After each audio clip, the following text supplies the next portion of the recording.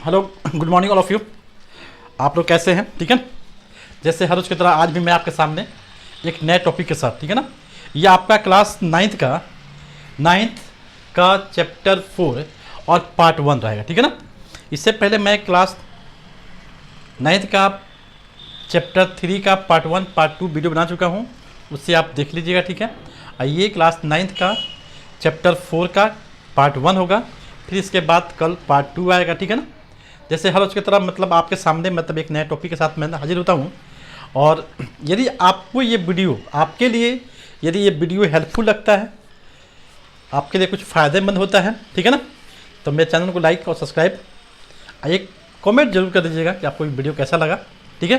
ताकि इससे फ़ायदा ये होता है कि मतलब हमारे अंदर क्या होती है, एक ऊर्जा मिलती है और हमको और मोटिवेट होने का मौका मिलता है, ठीक है।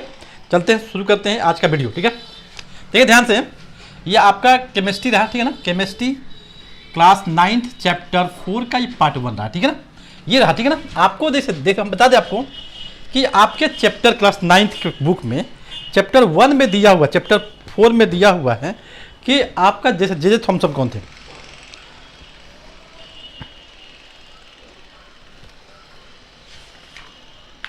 ठीक है ना। जैसे दिया था जे थॉमसन जो थे, एक क्या है, वैज्ञानिक थे जिन्होंने क्या किया, इलेक्ट्रॉन की खोज की थी। क्या थी? अब यदि आपसे पूछता है कि बताओ इलेक्ट्रॉन की खोज किसने की थी, तो हम कह सकते हैं जे थॉमसन एक वैज्ञानिक थे जिन्होंने 1896 ईस्वी में क्या किए थे। इन्होंने क्या किया था, ये आपको डिस्कवर ऑफ इलेक्ट्रॉन। अब इलेक्ट्रॉन होता क्या है, हम जानते हैं कि देखिए इलेक्ट्रॉन जो होता है उस पर क्या होता है, चार्ज होता है। दो तरह के चार्ज होते हैं, यानी एक पॉजिटिव होता है और एक नेगेटिव होता है। कोई भी एलिमेंट या कोई भी गैस या कोई भी तत्व जो होता है उसके अंदर क्या होता है, कुछ चार्ज। कोई भी आइटम होता है, आइटम के अंदर क्या चार्ज होगा, ठीक है। अब देखिए गोल्डस्टीन एक वैज्ञानिक थे जिन्होंने कैनल रे की खोज की थी। अब आपसे पूछता है कैनल रे की खोज किसने की, तो हम कह सकते हैं कि गोल्डस्टीन ने वैज्ञानिक थे जिन्होंने 1886 ईस्वी में कैनल रे की खोज की थी। अब एक उसके बाद कौन आता है, रदरफोर्ड।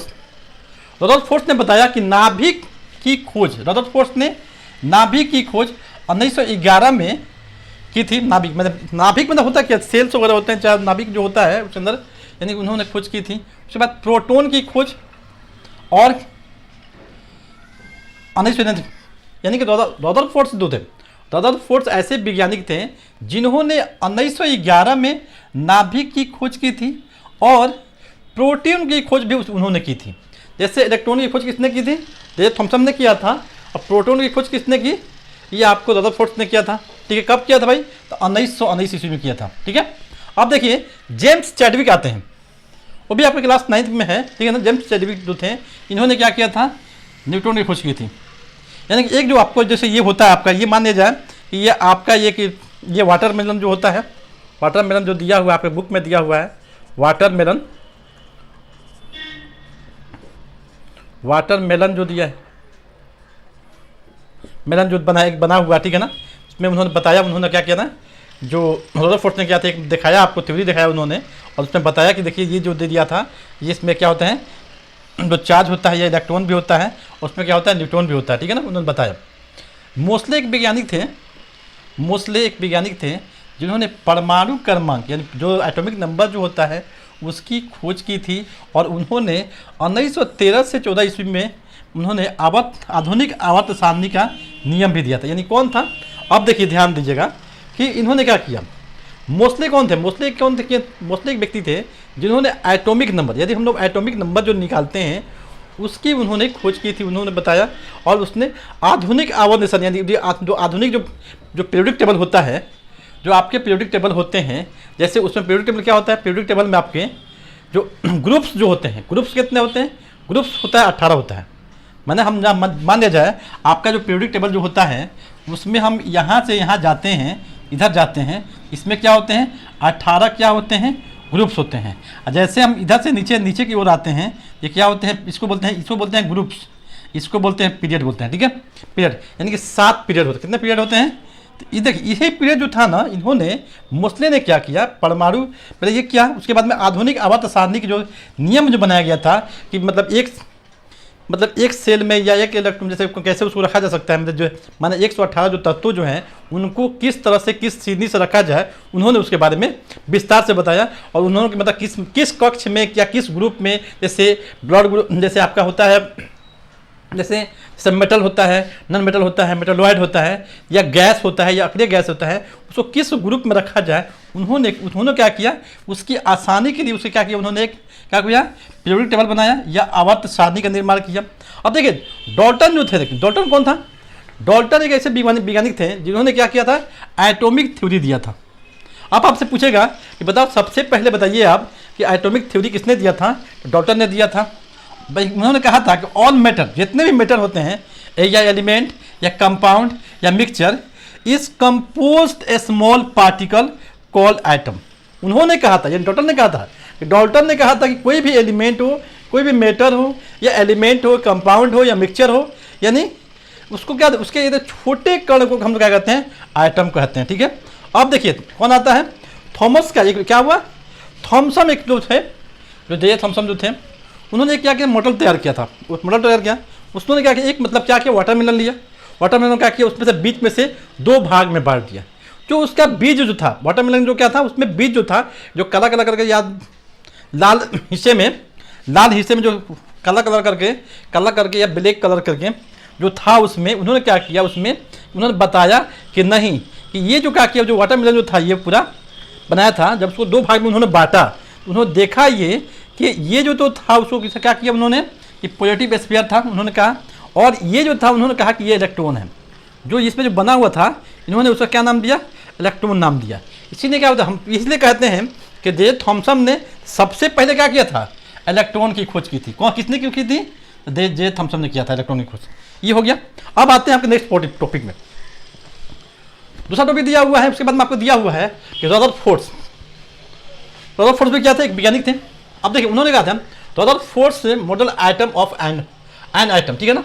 रदरफोर्ड ने भी क्या एक नियम दिया, Rutherford knowing how the electron are arrange within an item.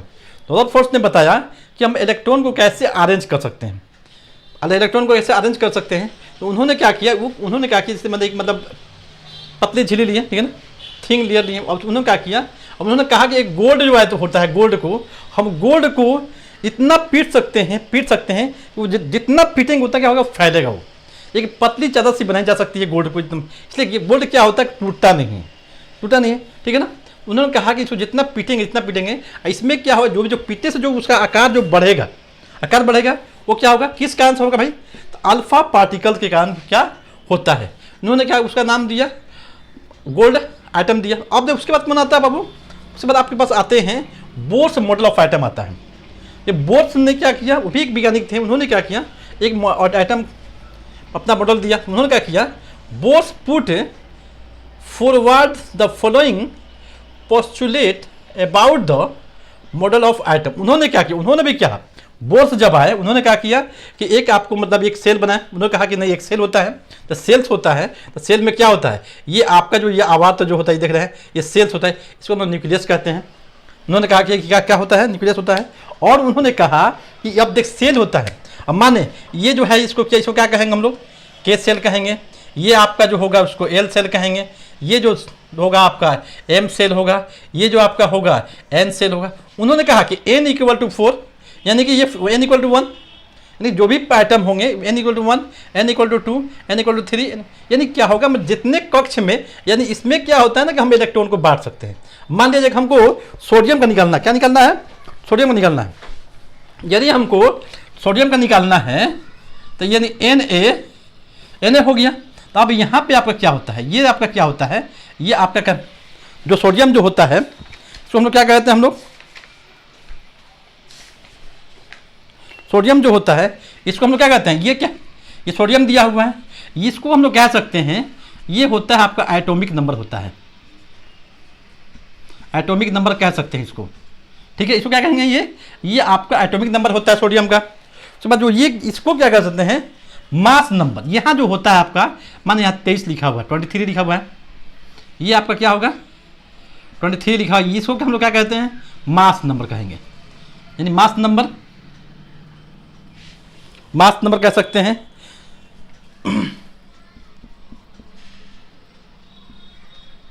अब माने अब यदि इसका इलेक्ट्रॉनिक कॉन्फ़िगरेशन निकालना होगा तो कैसे निकाल सकते हैं। मान लिया जाए कि आपका ये, हम इसको ऐसे भी निकाल सकते हैं कि 1s2 2s2 2p 2p6 1s2 2s2